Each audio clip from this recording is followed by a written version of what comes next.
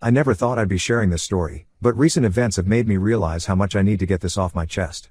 My name is Ronald, 30M, and I was just 7 years old when my parents abandoned me. It's a day that's etched into my memory like it happened yesterday. I remember it was a warm Sunday afternoon in June. My parents, Lisa, 29F, and Mark, 31M, told me we were going on a special trip to visit my Aunt Maggie, 45F. I was excited because Aunt Maggie always had the best cookies and let me stay up past my bedtime to watch cartoons. We drove for what felt like hours, the car filled with an unusual silence. I didn't think much of it then, but looking back, I realize how tense the atmosphere was. When we finally arrived, it wasn't at Aunt Maggie's house. Instead, we pulled up to a small, unfamiliar house with a well-manicured lawn. An elderly couple stood on the porch, smiling warmly at us. My parents introduced them as my grandparents, Eleanor, 65F, and George, 68M. I was confused because I'd never met them before, but my parents assured me everything was fine. They told me I'd be staying with my grandparents for a while, that they had some important business to take care of. I remember my mom hugging me tightly, tears in her eyes, while my dad patted my head awkwardly. They promised they'd be back soon, but something in their voices made me uneasy. As I watched their car disappear down the street, I had no idea that would be the last time I'd see them for over 2 decades. The first few days at my grandparents' house were a blur of confusion and tears. I kept asking when my parents would return, but my grandparents always changed the subject. They were kind and patient, doing their best to make me feel at home. Gradually, days turned into weeks, and weeks into months. The reality that my parents weren't coming back slowly sank in. My grandparents became my world. They enrolled me in the local school, took me to soccer practice, and celebrated every birthday and holiday with me. They never spoke about my parents or why they had left me. I learned not to ask questions, but the curiosity and hurt never really went away. Growing up, I often wondered why my parents had abandoned me. Was I not good enough? Did they not love me? These questions haunted me, creating a void that seemed impossible to fill. But my grandparents were always there, their love unwavering. They taught me to be strong, independent, and to focus on the present rather than dwell on the past. As I got older, I tried to make peace with my situation. I threw myself into my studies and extracurricular activities. I made friends, had my first crush, and experienced all the typical milestones of growing up. But there was always a part of me that felt different, set apart by the absence of my parents. When I turned 18, my grandparents sat me down for a serious talk. They revealed that they had been trying to locate my parents all these years but had no success. They also told me about my younger sister, Mia, who was just 4 when I was left behind. I had vague memories of her, but they were more like fleeting dreams than concrete recollections. Learning about her existence opened up a whole new world of questions and emotions. After high school, I went to college on a scholarship, studying computer science. I excelled in my studies, driven by a desire to prove my worth and make my grandparents proud. During my senior year, I started an internship at a tech startup. It was there that I met Olivia, 25F, a brilliant software engineer who would become my girlfriend and later, my fiancée. Life seemed to be falling into place. I had a successful career, a loving partner, and the unconditional support of my grandparents. But the questions about my past never fully disappeared. They lurked in the background, resurfacing during quiet moments or milestone events when the absence of my parents felt most acute. Then, last week, everything changed. I was working from home when I heard a knock on the door. I opened it to find a young woman standing there, looking nervous and excited. At first, I didn't recognize her, but then she spoke. "Hi, big brother. It's me, Mia." I was stunned. My little sister, now 27 years old, had found me after all these years. She explained that she'd been searching for me for a long time and had finally tracked me down through social media and a private investigator. As we sat in my living room, she began to unfold a story that would shake the foundations of everything I thought I knew about my past. Mia told me about the life she had lived after I was taken away. Our parents, it turned out, had not simply abandoned me. They had been involved in some illegal activities, and when things got too hot, they decided to split up the family to avoid detection. They left me with our grandparents, thinking I'd be safe and well cared for, while they took Mia and went on the run. But life on the run was far from ideal. Mia described years of constant moving, changing identities, and living in fear. Our parents, consumed by paranoia and the stress of their situation, became abusive. They would often leave Mia alone for days, locked in motel rooms or cheap apartments. She suffered neglect and occasional physical abuse, always wondering why they had kept her but not me. As Mia spoke, tears streaming down her face, I felt a mix of emotions I couldn't quite name. Anger at our parents for what they had done to us, relief that my sister was okay, and a deep sadness for the childhood she had endured. But then Mia said something that shocked me to my core. She told me that she had survived all those years because of something I had done before we were separated. She said that one night, when our parents were particularly volatile, I had taught her how to call for help. I had shown her how to dial 911 and told her to call if things ever got really bad. I had no memory of this, but Mia insisted it was true. She went on to explain that when she was 12, during a particularly bad episode of abuse, she remembered what I had taught her. She managed to call 911, and although she was too scared to speak, the police showed up anyway. They saw the signs of abuse and took her into protective custody. Mia spent the next few years in foster care before being adopted by a loving family. As I listened to Mia's story, I felt overwhelmed. I had no recollection of teaching her to call for help, but knowing that I had somehow protected her, even in my absence, filled me with a bittersweet pride. It was a lot to process, and I found myself struggling to reconcile this new information with the narrative I had constructed over the years. Mia and I talked for hours, sharing our experiences and filling in the gaps of our separate lives. We cried, we laughed, and we began the process of rebuilding our relationship as siblings. As the day turned to evening, we made plans to meet again soon, both of us eager to make up for lost time. Now, as I sit here typing this, I'm still trying to make sense of everything. My sister is back in my life, my understanding of my past has been completely upended, and I'm left with more questions than answers. But for the first time in as long as I can remember, I feel a sense of completeness, like a missing piece of myself has finally been found. I don't know what the future holds, but I'm grateful for this chance to reconnect with Mia and to finally start healing from the wounds of our past. If you've read this far, thank you for listening to my story. Any advice on how to navigate this new chapter of my life would be greatly appreciated. Update 1. It's been about a month since my last post, and a lot has happened. I want to thank everyone for their kind words and advice. Your support has meant more to me than I can express. Mia and I have been meeting regularly, usually once or twice a week.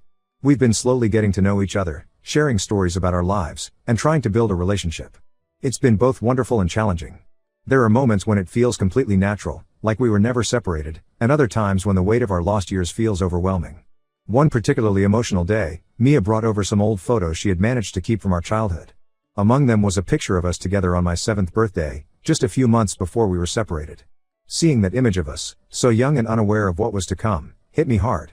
I broke down crying, and Mia held me as we both grieved for the childhood we should have had together. Olivia, my fiancée, has been incredibly supportive throughout this process. She's been patient when I need space to process things and has even started forming a friendship with Mia. Last week, we all had dinner together, and it was heartwarming to see how well they got along. However, not everything has been smooth sailing. About 2 weeks ago, Mia dropped a bombshell on me. She had been in contact with our parents. They had reached out to her a few years ago, after she had been adopted, seeking forgiveness and a chance to reconnect. Mia had been hesitant to tell me this, fearing my reaction. I won't lie, I was angry at first.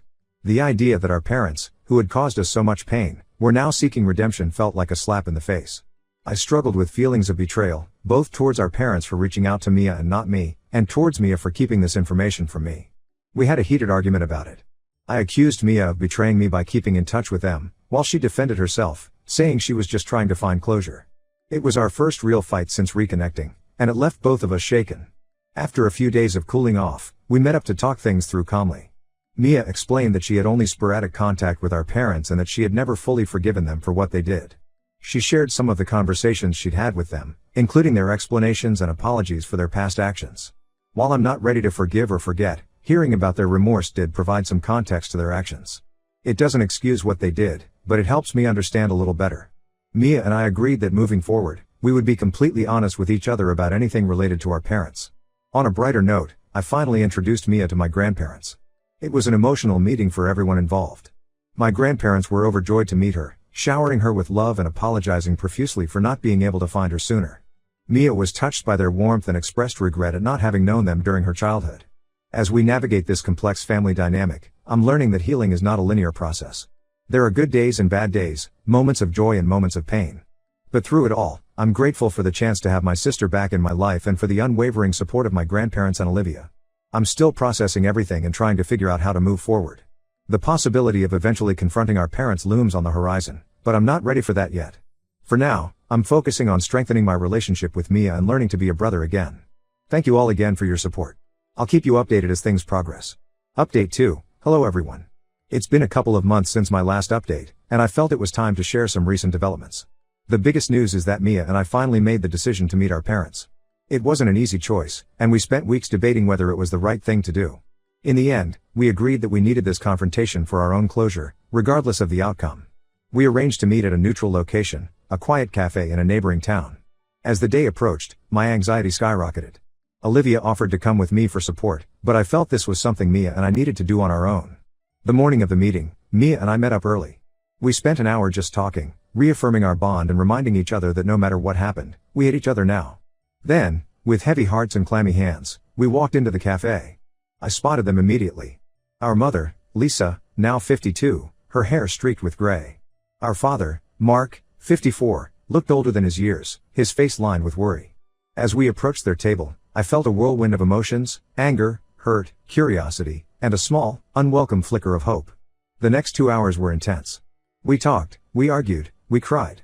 Our parents tried to explain their actions, citing fear, desperation, and poor judgment. They expressed deep remorse for the pain they had caused us, especially for the abuse Mia had endured. I listened to their explanations, but found it hard to accept their apologies. The hurt and abandonment I had felt for so many years couldn't be erased by a few tears and apologetic words. Mia, having had more time to process their reappearance in her life, was more receptive, but I could see she was still guarded. As the conversation progressed, I found myself growing increasingly angry. I confronted them about their choices, about how they could have left me behind and subjected Mia to years of abuse and neglect. I told them about the void their absence had left in my life, about the questions and self-doubt I had struggled with for years. Our father broke down at this point, sobbing as he admitted to his failures as a parent. Our mother reached out to touch my hand, but I instinctively pulled away. The gesture, meant to be comforting, felt hollow after so many years of absence. By the end of the meeting, I felt emotionally drained but also somewhat relieved. Confronting our parents hadn't magically healed all the wounds, but it had lanced a festering boil of unresolved feelings. I didn't forgive them, I'm not sure I ever will, but I felt like I could finally start to move on.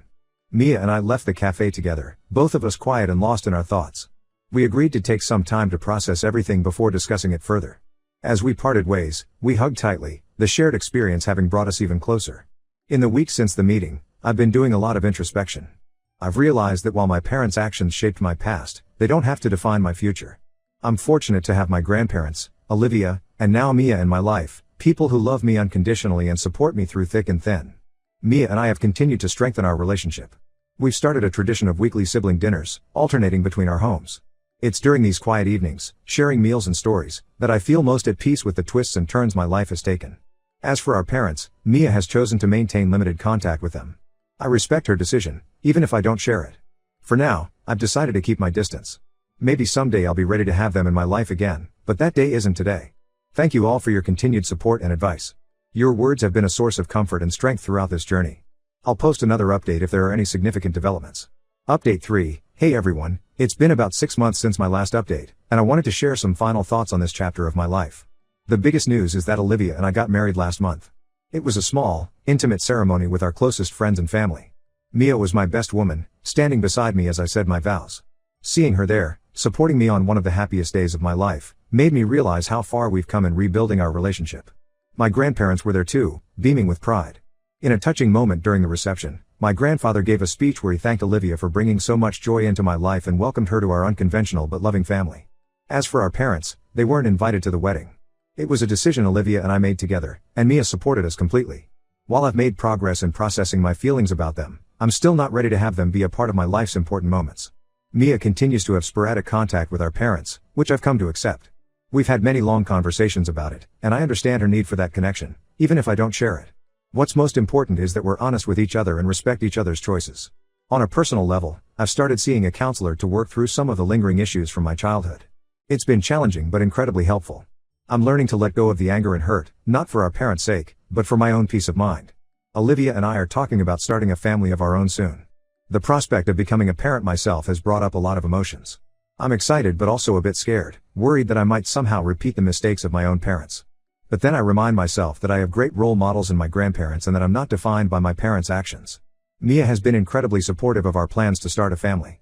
She's already calling dibs on being the cool aunt and jokingly warns us that she'll spoil any future nieces or nephews rotten. Her enthusiasm has helped ease some of my anxieties about parenthood. In terms of my career, I recently got a promotion at work. I'm now leading a team of developers on an exciting new project. The added responsibility can be stressful at times, but it's also incredibly rewarding. I can't help but think about how far I've come from that scared, abandoned 7-year-old boy. Looking back on this whole experience, I'm amazed at how much has changed in just over a year.